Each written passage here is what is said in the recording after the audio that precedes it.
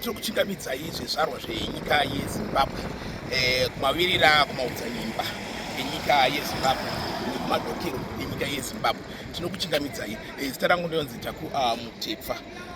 Ndiri kunhandare yendege kwavanotiyo Chinotimba kana kuti Shungu naMutitima, kwatiri kunge tiri wamwe wachiti Victoria Falls, right? Tiri kutenda nerutsigiro rwamakatipa makore ese takaira tiri maruva ewange kuti dai tasimudzira nyika yeZimbabwe.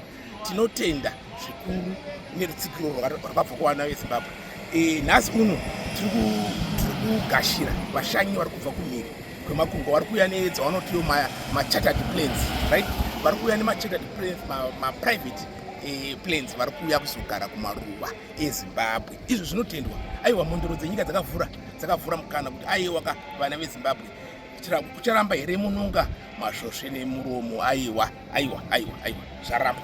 So isusu tiri kuti totenda hurumende yakapa mukana iwo kuti vana vefu ngavachiita sei, ngachivaka nyika yavo, right?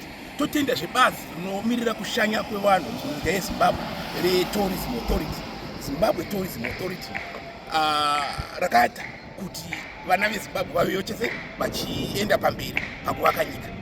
Hazviwanzoitika kazhinji kuti vana veZimbabwe kumaruva vanonge vachiunza maprivate clients vanomeka the 5% in the world vachigara kumaruva. Hazviwanzoitika. Zvinouya nekunyarara nekugarisana kwevanhu zvakanaka mumaruva, ende tinozviona kuti hurumende iri kuzviita kuti zvive zvakadaro. Mikana iri kumuka yekuti vana veZimbabwe vasumuke, right? Tinozvitenda chaizvo izvozvo. Tsigiro kubva kumaruva, malocal government authority, vakuru vemapazi emaruva matigere, zvinotendwa zvakare. Chikuru ari paikutenda vagari vemaruzevha vemamisha matiri, maruva matiri kubvawo egaya, ngativatendei, vakashanda zvakanaka.